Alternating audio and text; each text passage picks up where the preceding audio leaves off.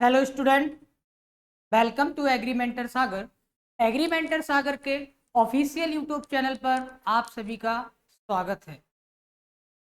Dear student, आप लोग सभी आफ्टर आपके जो अभी रिसेंटली एग्जाम हुए हैं 12th के, इसके बाद आप लोग जिनका भी सपना है कि गवर्नमेंट कॉलेज से बीएससी एजी करने का या फिर बीटेक करने का, ठीक है, तो इन सब के लिए मुझे लग रहा है कि आप लोग जी तोड़ मेहनत कर रहे होंगे, तैयारी में जुट गए होंगे, है ना।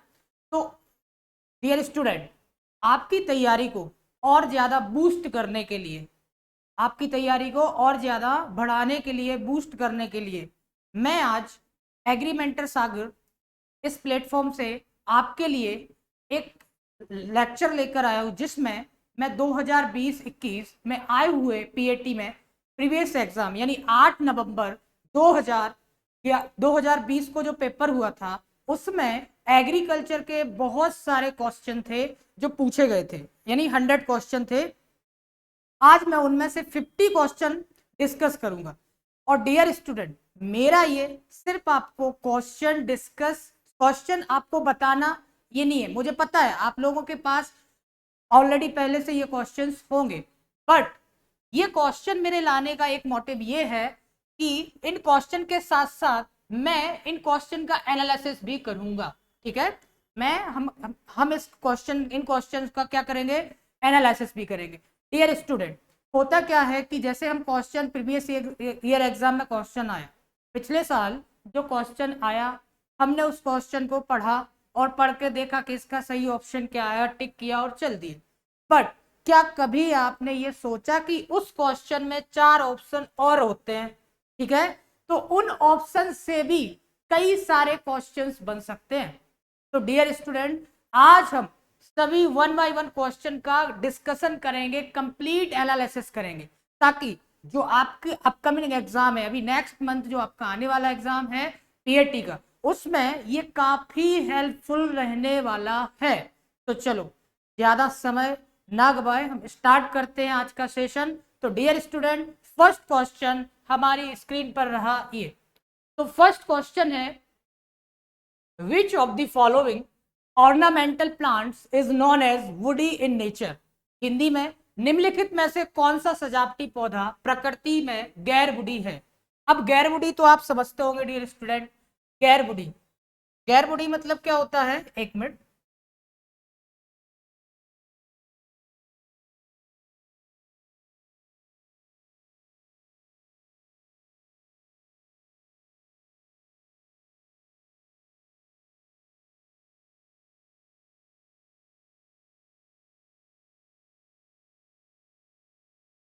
तो डियर स्टूडेंट,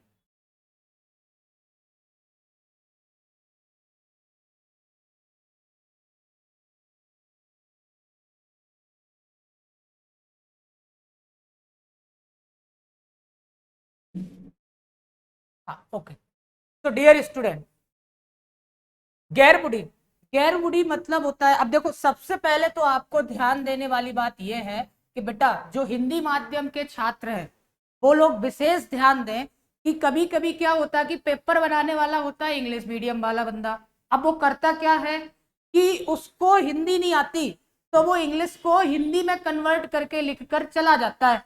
अब हिंदी माध्यम वाले बच्चे क्या सोचते हैं कि गैर बुढ़ी, अब उनको तो पता नहीं होता है ना, गैर बुढ़ी मतलब जिसके पास तना या बुढ़ या फिर लकड़ी नहीं होती है, ठीक है।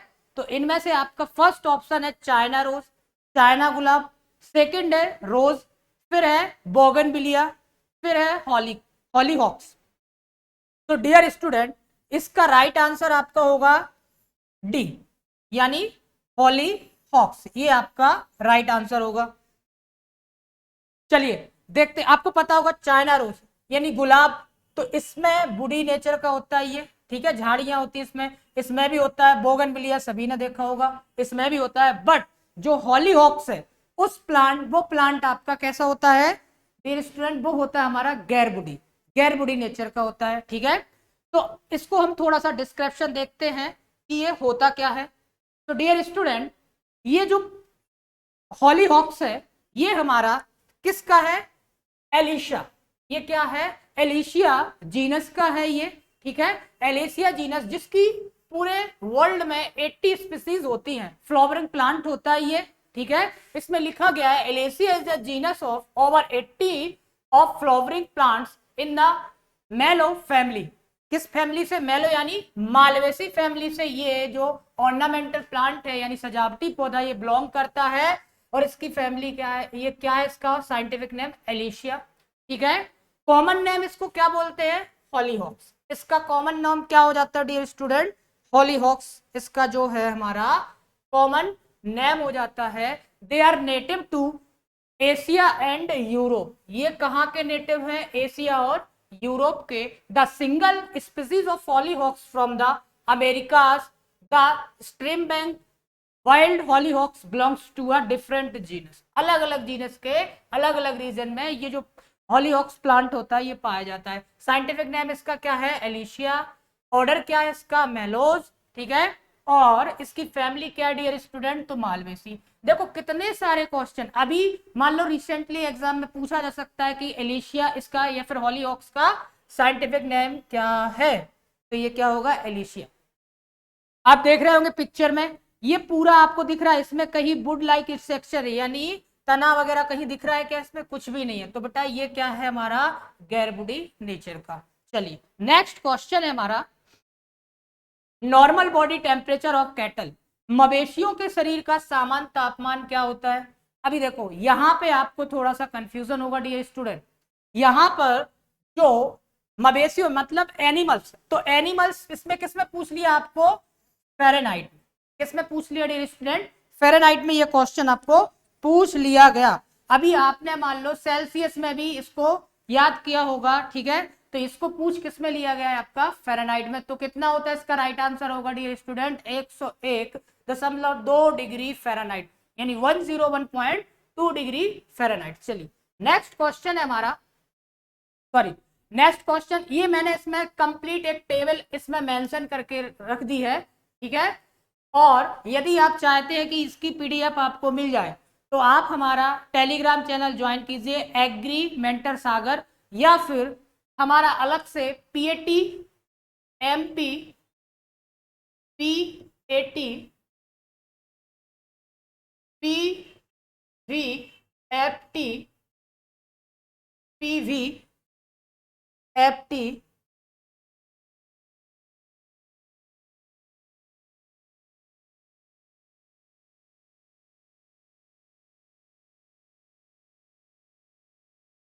PVFT BHU या फिर ICAR। आप इतना सर्च करेंगे टेलीग्राम पर। किस पर? टेलीग्राम पर। टेलीग्राम पर तो हमारा चैनल आपको मिल जाएगा, उसे ज्वाइन कर लीजिए। ये कंप्लीट पूरे विथ एनालिसिस पीडीएफ आपको हमारे टेलीग्राम चैनल पर मिल जाएगा, ठीक है। चलिए ये पूरा है। जैसे भैंस का जो टेम्परेचर होता है, देखो फ़ारेनहाइट में और इसमें गौवंशीय में हमने देखा 101.3, या फिर यदि डिग्री सेल्सियस में सेंटीग्रेड में बात करें तो कितना आएगा? ये 38.5। भैंस में देखा हमने 103। तो ये अलग अलग आप इसको पढ़ लेना, याद कर लेना। देखो डियर स्टूडेंट ये टेबल कितनी इंपॉर्टेंट है, यहां से आपका एक क्वेश्चन आ ही गया और आने वाले टाइम में भी यहां से एक आध क्वेश्चन फिर से आने की संभावना हो सकती है, ठीक है। चलिए नेक्स्ट है हमारा क्वेश्चन नंबर 3, रोड आइसलैंड। क्या लिखा है? Rhode Island Red a breed of chicken belongs. जो मुर्गी की एक नस्ल है जिसका क्या नाम है? Rhode Island Red. क्या है बेटा? Rhode Island Red. वो कहां की है? ठीक है, वो नेटिव कहां की है यानी कहां की है? वो एशियाई है या फिर अमेरिकन है या फिर मेडिटेरियन है या फिर इंग्लिश है, ठीक है। किस रीजन की है ये जो मुर्गी की जो नस्ल है, ये किस रीजन की है? तो यहां पर बेटा राइट आंसर हमारा होगा, राइट आंसर विल बी क्या होगा हमारा? एशियाई। कौन सी नस्ल है बेटा? ये एशियाई, ठीक है। चलिए नेक्स्ट क्वेश्चन है क्वेश्चन नंबर, अच्छा यहां पे मैंने मेंशन किया है, आप एक बार इसको जरूर पढ़ के जाइएगा एग्जाम देने टाइम। एशियाई नस्ल जो होती है इसमें कौन कौन सी है? एशियाई कोचिन, ब्रह्मा, अशील और लॉन्गसन। ठीक है, जो अमेरिकन नेटिव है वो हमारी Plymouth, rocks, Rhode Island, red, sorry यहां पर वो बाय मिस्टेक मैंने गलती कर दिया, तो यहां पर एक बार क्वेश्चन को सही कर लेना। इसका राइट आंसर होगा बेटा अमेरिकन। क्या होगा? अमेरिकन। ठीक है, यहां पर तो अमेरिकन में कौन सा आ जाएगा? Plymouth, rock, Rhode Island, red, white और क्या लिखा है ये? New Hampshire. ठीक है, जर्सी, जेंट्स, ये सब कौन सी है? अमेरिकन नेटिव है। यदि हम बात करते हैं भूमध्य सागरीय नस्लें यानी मेडिटेरियन क्लास की, तो मेडिटेरियन क्लास में कौन सा आ जाता है? इसकी कुछ विशेषताएं होती हैं। इस वर्ग को मुर्गियों का अंडा उत्पादन के लिए अच्छी मानी जाती है। मतलब जो मेडिटेरियन क्लास होती है, मेडिटेरियन क्लास की जो मुर्गी होती है वो अंडा उत्पादन के लिए क्या मानी जाती है डियर स्टूडेंट? अच्छी मानी जाती है। जैसे लैंगहॉर्न, मिनोरका, स्पेनिश, एंडिलुशियन, मिजेट या वटरकॉप, हैम्बर्ग, एकोना आदि। तो ये जो स्पीसीज, ये जो क्या है? ब्रीड है किसकी? मेडिटेरियन रीजन की। तो ये मेडिटेरियन यदि क्वेश्चन आता है कि किस रीजन की ब्रीड सबसे ज्यादा अंडा उत्पादन के लिए अच्छी मानी जाती है एक प्रोडक्शन के लिए, तो एक प्रोडक्शन के लिए कौन से रीजन की? Mediterranean class.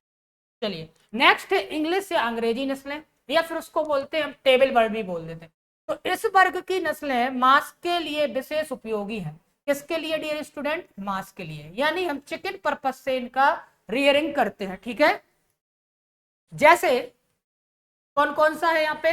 जैसे आर्पिंगटन, सक्सेस, कार्नेस, ऑस्ट्रोलार, रेड कैप और डॉकिंग। ठीक है, ऑस्ट्रेलियाई कार्प, आर्पिंगटन, कॉर्नेस, ये आप पढ़ लेना। मैंने कंप्लीट ये पीडीएफ किस पे डाल देनी है? आपको टेलीग्राम चैनल पर ये पीडीएफ मिल जाएंगी, सारे क्वेश्चंस, इसका डिस्क्रिप्शन, ये सब कुछ आपको हमारे टेलीग्राम चैनल पर मिल जाएगा। चलिए नेक्स्ट क्वेश्चन है हमारा question number 4। Potato is the indicator plant of. आलू जो है, आलू किसका इंडिकेटर प्लांट है? तो डियर स्टूडेंट आपको पता होगा, फर्स्ट ऑप्शन क्या है हमारा? नाइट्रोजन, सेकंड क्या है? फास्फोरस, थर्ड क्या है हमारा? मॉलिब्डेनम, और फोर्थ क्या है हमारा बेटा? फोर्थ है हमारा पोटास या पोटेशियम। तो इसका राइट आंसर क्या होगा? राइट आंसर होगा, आलू जो इंडिकेटर होता है वो होता है पोटेशियम। यदि आपकी फील्ड में पोटेशियम की कमी है तो कौन इंडिकेट करेगा? पोटैटो इसके लक्षण जो है जल्दी प्रदर्शित कर देगा। तो इसीलिए इसको, पोटैटो को हमने क्या बोल दिया बेटा? इसको बोल दिया कि ये क्या है? पोटेशियम का इंडिकेटर प्लांट है। चलो नेक्स्ट, ये जो मैंने टेबल कंप्लीट मेंशन की है यहाँ पर, इस टेबल को आप जरूर पढ़ के जाइएगा। देखिए यहाँ पर डिफिशियंसी और क्रॉप, मतलब किसकी, यदि इनमें से किसी तत्व की आपकी डिफिशियंसी हो जाती है, यानी किसी न्यूट्रिएंट की डिफिशियंसी हो जाती है, तो कौन सी क्रॉप उसको सिम्टम्स, उसके सिम्टम्स सबसे पहले शो करेगा। तो सबसे पहले हमने देखा नाइट्रोजन। तो नाइट्रोजन में कौन कौन सा है? मेज, सोरगम, लेग्यूमिनेसी प्लांट। ठीक है, जो लेग्यूमिनेसी प्लांट होते हैं, ठीक है, वो जैसे लेग्यूमिनेसी में आपकी दालें आ जाएंगी। इसके बाद मेज यानी मक्का, ठीक है, मक्का हो गया आपका। सोरगम हो गया, सोरगम यानी बाजरा। ठीक है, फास्फोरस की बात करते हैं तो फास्फोरस का इंडिकेटर प्लांट क्या हो जाएगा बेटा? टोमेटो, मेज, लूसन और सेरेल्स या फिर ड्यूरेंट। ठीक है, तो टमाटर क्या है? फास्फोरस की कमी को मक्का भी करता है। इसके बाद पोटेशियम की देखते हैं। देखो बेटा यहां से क्वेश्चन आ ही गया एक आपका, पोटेशियम क्या है? पोटैटोज। पोटेशियम की कमी को कौन प्रदर्शित करता है? पोटैटो, बनाना, कुकरबिट्स फैमिली यानी कद्दू वर्गीय फैमिली के, कॉटन यानी कपास, इसके बाद लूशन या फिर मक्का। ठीक है, सल्फर के लिए कौन करता है? टी, ये कई बार पूछा गया है। ठीक है, इसके बाद जिंक की डिफिशियंसी हो, यदि जिंक की कमी हो तो कौन करता है? मेज यानी मक्का। टमाटर भी करता है, पोटैटो भी करता है, बीन्स भी करते हैं, सिट्रस भी करता है।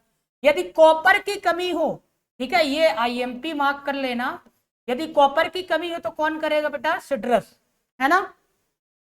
आयरन की कमी हो तो कौन करेगा?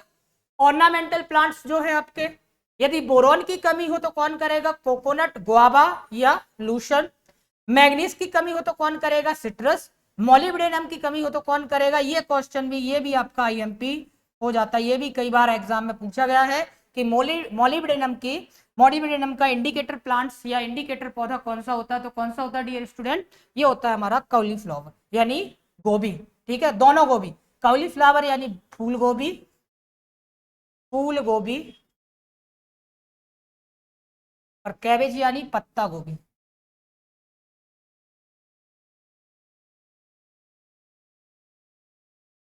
ठीक है, चलिए नेक्स्ट है हमारा, नेक्स्ट क्वेश्चन, क्वेश्चन नंबर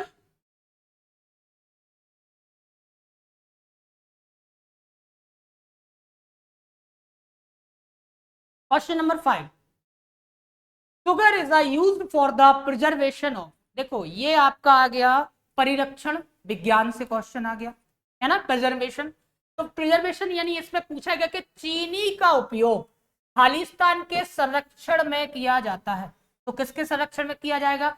देखो बेटा कुछ क्वेश्चंस ऐसे होते हैं जिनके हमें ऑप्शन से उनका नॉर्मलाइजेशन करके ही राइट आंसर निकाला जा सकता है, बस थोड़ा सा हमें माइंड करना है यहाँ पर यूज। कैसे, अब बोलोगे भाई फिश, बोलोगे सर जी फिश, फिश को आपने कभी देखा कि शुगर में डाल के उसको संरक्षित कर दें, या शक्कर का घोल बनाया उसमें हमने मछली को डुबाया और रख दिया, संरक्षण हो गया, हो जाएगा क्या, नहीं होता, गलत है ये।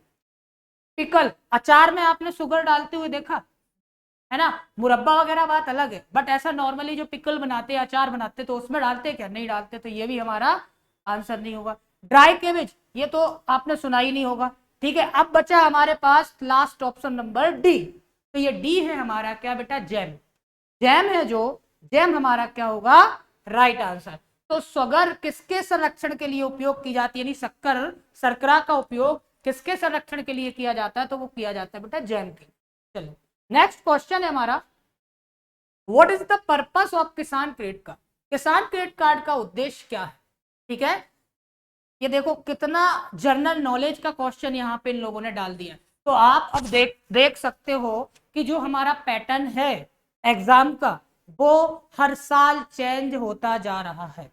अब बेटा फैक्चुअल क्वेश्चन नहीं आते, स्कीम्स से भी क्वेश्चन ये लोग डालने लगे हैं। ठीक है, स्कीम्स के साथ साथ करंट डेटा से भी आपको क्वेश्चन आने लगे इसमें, तो बहुत सारी चीजें, तो हमें 1 बाय 1 इसलिए बोलते हैं कि प्रीवियस एग्जाम को हमेशा एग्जाम देने से पहले जो प्रीवियस ईयर के क्वेश्चन है, पिछले साल आए हुए क्वेश्चन है, उनको एनालिसिस करके जरूर जाना चाहिए, ताकि हमें एक आइडिया मिलता है कि एग्जाम जो है पैटर्न कैसे चेंज कर रहा है। यहाँ पे देखिए इसमें क्या लिखा गया, किसान क्रेडिट कार्ड का उद्देश्य क्या है, इसका ऑब्जेक्ट पूछ लिया गया है। ठीक है, जो फार्मर, आप सभी ने जो भी फैमिली बैकग्राउंड होगा जिनका, क्या किस फार्मिंग, फार्मिंग जिनका क्या होगा, फैमिली बैकग्राउंड क्या होगा, फार्मिंग।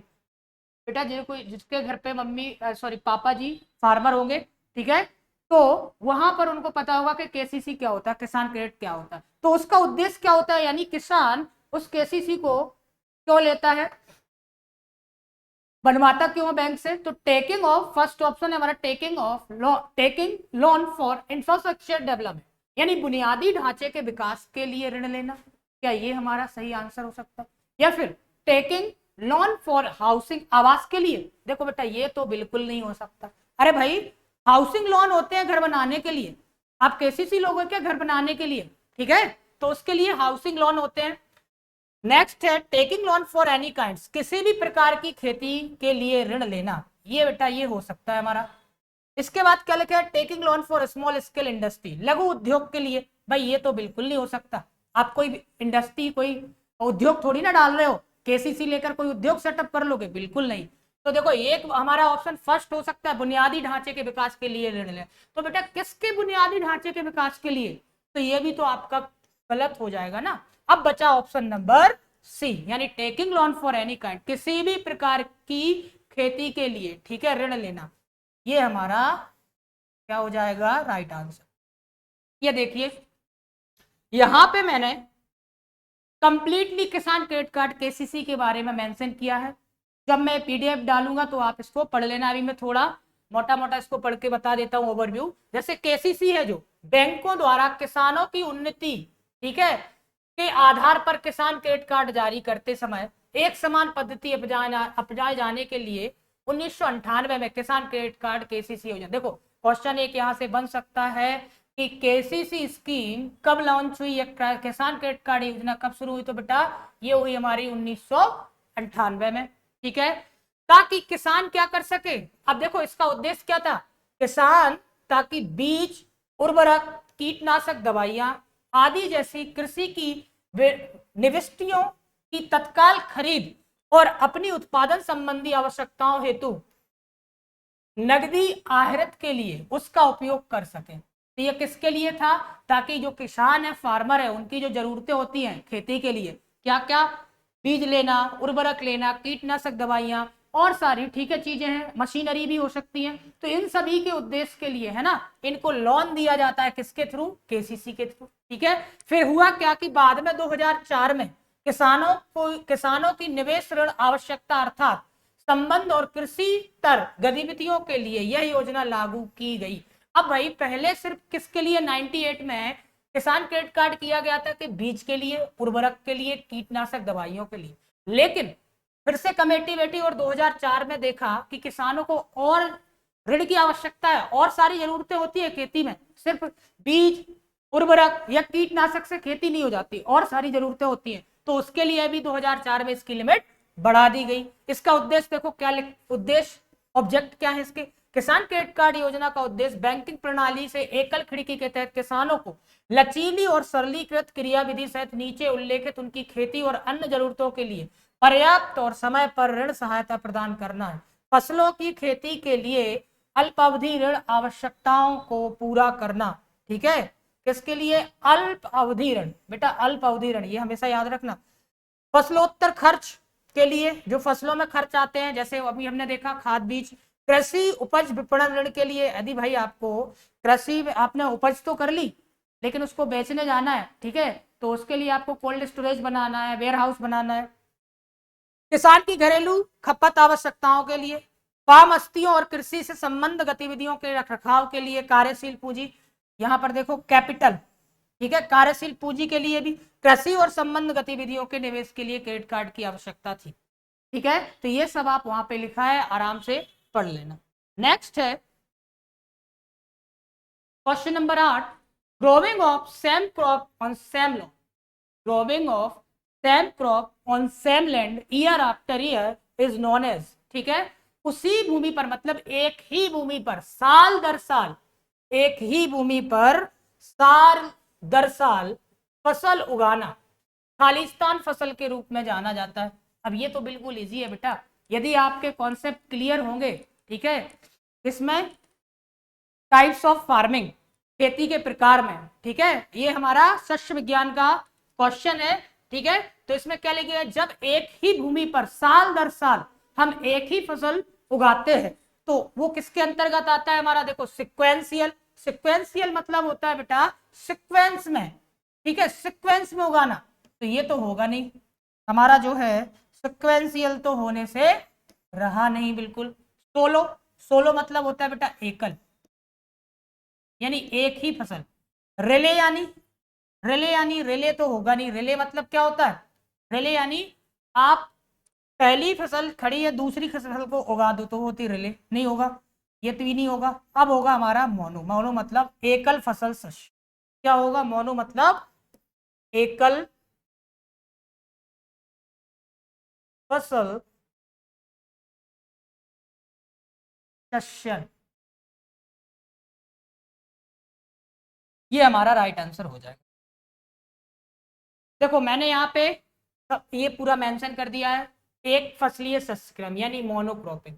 तो मोनोक्रॉपिंग क्या होता है, या सिंगल क्रॉपिंग, इस शस्य में एक निश्चित भूभाग पर पूरे वर्ष में मात्र एक ही फसल ली जाती है। देखो पूरे वर्ष में मात्र, अब 3 सीजन होते हैं, तीनों सीजन में या फिर तीनों सीजन में नहीं, पूरे वर्ष में मात्र आप क्या कर रहे हो, एक ही फसल ले रहे हो। मान लो रेनफेड फार्मिंग कर रहे हो, है ना, वर्षा आधारित खेती कर रहे हो, तो आप राइस राइस राइस वही वही लगा रहे हो। ठीक है, इस प्रकार का शस्य क्रम मुख्यतः वर्षा आधारित, देखो लिख दिया ना, वर्षा आधारित क्षेत्रों में अधिक प्रचलित। ठीक है, सतत या सीक्वेंस, ओवरलैपिंग भी बोल सकते हैं, किसी खेत में 2 या 2 से अधिक फसलों को लगातार क्रम में उगाना। देखो वहां पर हम सिर्फ कॉन्सेप्ट समझना बेटा। यहाँ पे मोनोक्रॉपिंग मतलब होता है हम एक वर्ष में सिर्फ एक ही फसल उगा रहे हैं उसी भूमि पर लगातार, यानी धान धान धान, rice rice rice, paddy paddy paddy, वही चीज, ठीक है। इसके बाद सतत सस्यन या सीक्वेंस, सीक्वेंस में क्या होगा, दो या दो से अधिक फसलों को लगातार क्रम में उगाना, जैसे धान लगाई, धान के बाद आलू लगा दिया, आलू के बाद गेहूं लगा दिया, समझ रहे हो मेरी बात को, ठीक है। सीक्वेंस मतलब एक क्रम में लगाना। अभिराम सस्यन यानी रिले क्रॉपिंग क्या होती है, खड़ी फसल की कटाई से पहले अगली फसल की बुआई कर देना, जैसे आपकी फसल खड़ी है और आपने उसकी कटाई, हार्वेस्टिंग टाइम आ गया लेकिन अभी आपने उसकी कटाई नहीं की, और उस फसल की कटाई से पहले ही आपने दूसरी फसल की क्या कर दी, बुआई कर दी बेटा, तो उसी को हम बोलेंगे रिले क्रॉपिंग। जैसे मक्का आलू गेहूं मूंग, ठीक है, या फिर मक्का आलू तोरिया मूंग, ठीक है। तो ये होता है हमारा रिले क्रॉपिंग। आई होप कि आप लोग समझ गए होंगे। नेक्स्ट है हमारा many soils are brown in colour because they content large amount of, क्या है, कई जो मिट्टी होती है, मृदाएं होती हैं, वो कैसी होती है, भूरे रंग की हो जाती है, क्योंकि इनमें क्या होता है बेटा, बड़ी मात्रा में क्या पाया जाता है, क्वेश्चन यही तो पूछ रहा है कि बेटा इसमें लिखा क्या है कि बहुत सारी मिट्टी हम देखते हैं उनका रंग कैसा होता है, भूरा, ठीक है, भूरे रंग का यानी ब्राउन कलर हो जाता है। तो ये कलर किसके कारण होता है, ऐसा हमारी जो सॉइल है यानी मृदा है उसमें कौन सा कंटेंट यानी कौन सा तत्व मिल जाता है जिसकी वजह से क्या हो जाता है, मृदा का कलर भूरा या ब्राउन हो जाता है, ठीक है। तो फर्स्ट ऑप्शन है हमारा, फर्स्ट ऑप्शन क्या है बेटा, कार्बन, ठीक है। सेकंड क्या है, मैग्नीशियम, थर्ड क्या है, कैल्शियम, और ये लास्ट हमारा डी, नाइट्रोजन। तो पता होगा आपको कि इसका राइट आंसर सभी को पता होगा क्या आएगा हमारा, कार्बन। यानी जहां पे देखो ह्यूमस देखा आपने, ह्यूमस तो देखा होगा ना, तो ह्यूमस का कलर कैसा होता है, डार्क, कैसा होता है बेटा, डार्क ब्राउन, कैसा होता है, डार्क ब्राउन कलर का होता है हमारा ह्यूमस, ठीक है। अब वो ह्यूमस ही तो कार्बन है, आपका कार्बन कंटेंट जितना ज्यादा मृदा में रहेगा, ठीक है, मृदा का कलर क्या हो जाएगा, उसी के जैसा हो जाएगा, क्योंकि कंटेंट तो इसी का बढ़ेगा ना बेटा, ठीक है, कार्बन का। देखो यहाँ पे मैंने एक टेबल मेंशन कर दी, यहाँ पे टेबल नहीं है क्या इसमें, ओ चलो ठीक है,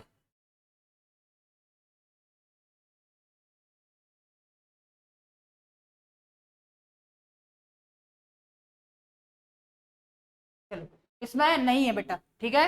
अभी जैसे आप बोलोगे कि ये कैल्शियम है, ठीक है, अभी जैसे मान लो इसमें क्या रहेगा आपका, आयरन, क्या हो जाएगा आपका, आयरन आ जाएगा, जैसे तो आयरन जो हो जाएगा, तो आयरन किस में हो जाता है, ब्लैक सॉइल, किस में आ जाता है बेटा, ब्लैक सॉइल में आपका आयरन आ जाता है, काली मृदा में, ठीक है। आप जैसे लेटराइट में जाओगे, ठीक है, तो लेटराइट में क्या आ जाएगा आपका,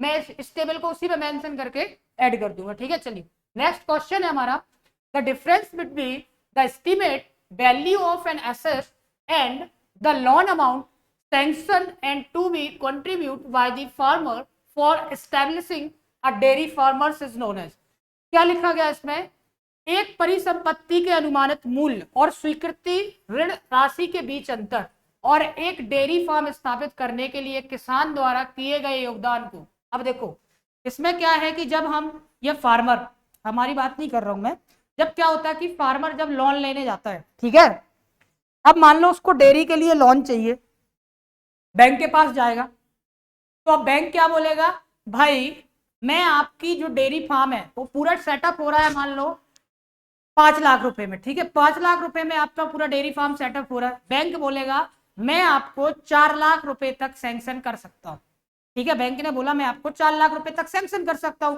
आप एक काम कीजिए मुझे एक कॉस्ट यहां पर फिक्स कर दीजिए, 1 लाख रुपए आपको लगेंगे। देखो प्रोजेक्ट कॉस्ट जो है ना उसी में से, तो इसको बोलते हैं बेटा मार्जिन मनी, क्या बोलते हैं, मार्जिन मनी, ठीक है। इसमें पूछा यह गया है कि किसान द्वारा किए गए योगदान, यानी जब ऋण लेगा तो उसमें बैंक क्या बोलती है किसान से कि भाई कुछ आप भी तो कीजिए, ठीक है, हम तो कर रहे हैं हमारी साइड से, बट कुछ आप अपनी साइड से भी तो कीजिए।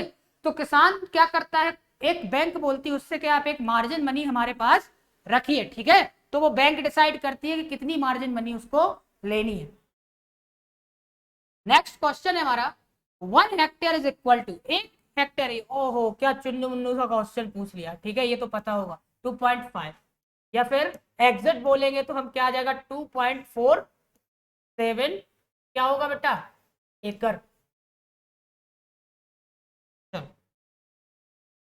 The dairy equipment which used for separation of skim milk and cream from the whole milk is called, वह डेयरी उपकरण जो पूरे दूध से मलाई रहित और क्रीम को अलग करने के लिए उपयोग किया जाता है, क्या कहलाता है? यार सबको पता होगा डेयरी उपकरण, ठीक है, तो इसका राइट आंसर देखो, रोलर ड्रायर। ये तो रोलर से आप कैसे दूध से क्रीम सेपरेट कर लोगे, नहीं हो सकता। वाटर चर्नर, ये तो हो ही नहीं सकता, ठीक है, तो ये भी हमारा नहीं होगा, ये भी नहीं होगा। क्रीम सेपरेटर, ये हमारा क्या होगा, राइट आंसर। देख रहे हो ना यहाँ पे क्या बोल रहा है कि दूध से क्रीम को अलग कर रहे हैं, मलाई या क्रीम को दूध से अलग कर रहे हैं, तो वही बात तो है बेटा, ये सेपरेटर यानी सेपरेट करना, अलग करना। तो दूध से मलाई को सेपरेट कौन करेगा, क्रीम सेपरेटर। चलो नेक्स्ट क्वेश्चन है, deals with production of various crop, ठीक है, जो क्रॉप्स के बारे में, मतलब ऐसी ब्रांच, क्या लिखा है, ऐसी ब्रांच यानी कृषि की वह शाखा, कृषि की वह शाखा जो क्या करती है बेटा, फसलों के बारे में क्या करती है, फसलोत्पादन, फसलोत्पादन, ठीक है, तो क्या आ जाएगा, फॉरेस्ट्री तो होगी नहीं, फॉरेस्ट्री तो गलत हो जाएगा हमारा। फॉरेस्ट्री के बाद क्या लिखा है बेटा, एनिमल हस्बेंड्री, ये तो पशुपालन में आ जाएगा, होम साइंस तो आएगा नहीं। लास्ट बचा क्या है, एग्रोनॉमी। इतना चुन्नू मुन्नू सा क्वेश्चन है, ठीक है, ये तो बन जाएगा आपसे।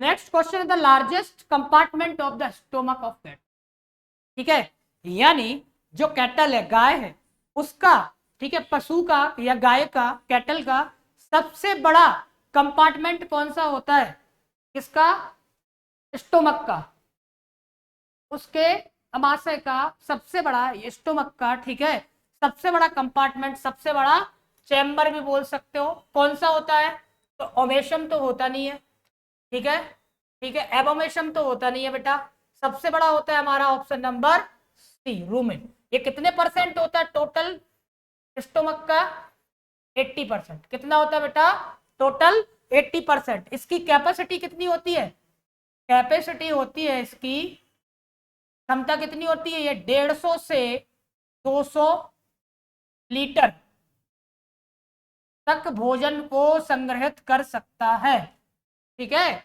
रेटिकुलम होता नहीं है। अभी देखो आगे मैंने इसको मेंशन किया पूरा, यहाँ पे देखो ध्यान से समझना, इसके जो स्टोमक होता है, जो काऊ का स्टोमक होता है, तो 4 कंपार्टमेंट में डिवाइड करते हैं, ठीक है। पहला कंपार्टमेंट होता है आपका रूमेन, क्या होता है आपका, रूमेन, ये कितना होता है टोटल 80%, ये देख रहे हो, यहां से लगा के ये पूरा बेटा आपका रूमेन है, क्या है ये, रूमेन, ये पूरा रूमेन है, कितना बड़ा है, तो सबसे बड़ा कंपार्टमेंट क्या है आपका, रूमेन, 150 से 200 लीटर इसकी कैपेसिटी होती है। तो सबसे पहले जैसे ही काऊ क्या करती है, यहां से फूड लेती है, फूड का इंजेक्शन करती है, फूड का क्या करती है, इंजेक्शन करती है, यानी फूड को, खाना को ग्रहण करती है, यहां से किसके थ्रू जाएगा, ये माउथ से होते हुए ओसोफेगस, ठीक है, इसोफेगस के थ्रू कहां जाएगा, ये ग्रास नली के थ्रू कहां जाएगा, ये सबसे पहले जाएगा बेटा ये आपका रूमेन में जाएगा, ठीक है। आपको पता होगा कि यहाँ पर जैसे ही जो गाय है, भैंस है, जो भी एनिमल होता है, वो एक बार जब आप उसके सामने भोजन या फिर चारा डालोगे, भूसा डालोगे, तो वो अपने मुंह को एक बार उसमें लगा के रखती है, फिर उठाती नहीं है जब तक वो खत्म नहीं हो जाता, ठीक है। तो अब ये क्या करती है, यहाँ से डायरेक्ट गैर चबा हुआ भोजन इसमें भेजती जाती है, तो यहाँ पर क्या होता है, फूड का बेटा स्टोर होता है, ठीक है।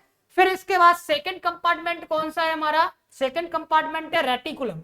रेटिकुलम क्या, इसको हनीकॉम भी बोलते हैं, दूसरा नाम क्या होता है इसका, हनीकॉम।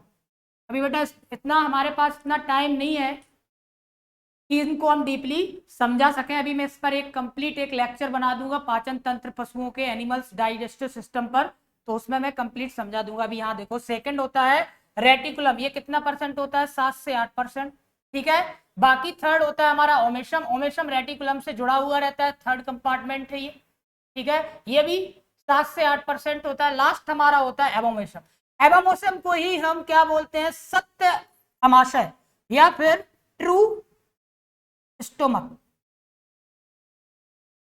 क्या बोलते हैं बेटा, ट्रू स्टोमक, यही इसका सत्य पेट है। ये भी एक क्वेश्चन बन सकता है कि पशु में इनमें से कौन सा ट्रू स्टोमक कहलाता है, ठीक है। तो ट्रू स्टोमक हमारा क्या होगा, एबोमेशम। चलिए नेक्स्ट है हमारा एले cropping is a type of, गली या फिर इले फसल एक प्रकार है, किसका है, इंटरक्रॉपिंग का हो सकता है, मल्टी लेयरिंग क्रॉपिंग यानी बहुस्तरीय का, तो ये तो बिल्कुल भी नहीं हो सकता। नेक्स्ट है मिक्स्ड क्रॉपिंग, ये तो होगा ही नहीं। रिले क्रॉपिंग नहीं होगा, रिले हमने पढ़ा है ना, रिले क्या होता है, जब एक फसल की मैच्योरिटी होती है, हार्वेस्टिंग स्टेज पर आ जाती है, ठीक है, उसके कटाई से पूर्व उसको हमने फील्ड से काटा नहीं है, उससे पहले हमने दूसरी फसल को क्या कर दिया, लगा दिया, तो वो होता है रिले, तो ये तो होगा नहीं। तो लास्ट हमारा ऑप्शन बचता है ऑप्शन नंबर ए, क्या है, इंटरक्रॉपिंग। तो ये क्या होगा, अंतर फसल सस्यन का एक टाइप हो जाएगा एले क्रॉपिंग। ये देखो एले क्रॉपिंग क्या होती है, ये आप देख रहे हो ना, क्या करते हैं एले क्रॉपिंग में, आजू बाजू में हम क्या करते हैं, वृक्ष लगा देते हैं, ठीक है, जो खेत है हमारा उसके आजू बाजू में हम क्या कर देते हैं बेटा, इस पर वृक्ष लगा देते हैं या श्रब्स लगा देते हैं, श्रब्स यानी झाड़ी वाले पेड़ लगा देते हैं, ठीक है, और उसके बीच में हम फसलों की खेती करते हैं। इससे बेनिफिट क्या है कि आपकी क्रॉप लॉजिंग यानी आपका जो मृदा क्षरण है वो भी रुकेगा, तेज हवाएं चलेंगी जिससे क्रॉप लॉजिंग यानी फसल गिर सकती है, आपकी खराब हो सकती है, तो एक चीज ये भी होगी। दूसरी चीज आपने देखा होगा क्या, आरएच, आरएच जानते हो, रिलेटिव ह्यूमिडिटी, सापेक्षिक आर्द्रता, सापेक्षिक आर्द्रता, इसको भी मेंटेन करके रखती है ये, ठीक है, तो इसके बहुत सारे एडवांटेज है।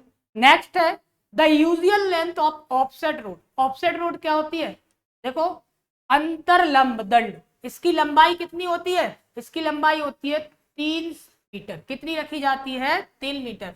आप जब गंटर चेंज यानी आपने ये पढ़ा होगा, हमारा टॉपिक है सर्वेक्षण, वहां से क्वेश्चन लिया गया है, तो अंतरलंब दंड या फिर ऑफसेट रूट की लंबाई कितनी होती है, 3 मीटर होती है, तथा इसके ऊपरी हिस्से पर एक क्या लगा होता है बेटा, हुक, ये देख रहे होगे, ये है आपका ऑफसेट रोड यानी अंतरलंब दंड बोलते से। इसका उपयोग कहाँ किया जाता है, जरीब में, जरीब जब आप खेत की नपाई करते हो ना, मापते हो, ठीक है, तो वहां पर इसका उपयोग किया जाता है। तो इसकी लंबाई पूछी गई, तो इसकी लंबाई कितनी होती है, 3 सेंटीमीटर, ठीक है, जिसकी सहायता से इसका उपयोग क्या है, झाड़ियों में जरीब फंसने से उसे क्या कर किया जाता है, निकाला जाता है। नेक्स्ट क्वेश्चन है which one of the following disease of cattle is caused by a virus, यानी मवेशियों में इनमें से कौन सा रोग मवेशियों में किसके द्वारा होता है, वायरस के द्वारा होता है, ठीक है, एंथ्रॉक्स, हाइमोर्जिक सेप्टिसिमिया यानी गलघोंटू, या फिर फुट एंड माउथ डिसीज या पादस्य रोग, या फिर इनमें से कोई नहीं। तो देखो बेटा यहाँ पे आपको राइट आंसर क्या मिलेगा, राइट आंसर मिलेगा आपको, यहाँ देखो जीवाणु या विषाणु, वायरल पूछा है ना इसमें, तो इसमें बहुत सारे डिसीज, वायरस, वायरस पूछा ना इसमें, तो वायरस में क्या आ जाएगा आपका,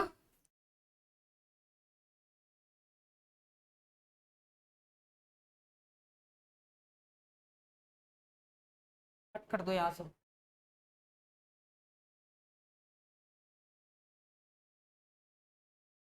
हाँ वायरल डिसीज, ठीक है, तो वायरल डिसीज में क्या आ जाएगा आपका, ये देख रहे हो, रैंडर पेस्ट, खुरपका मोयपका यानी FMD, foot and mouth disease, cowpox, swine fever, scrapie, ये आपके जो जीवाणु बैक्टीरियल डिसीज होते हैं, एंथ्रॉक्स, गलघोंटू, लंगड़ा, क्षय रोग, ठीक है।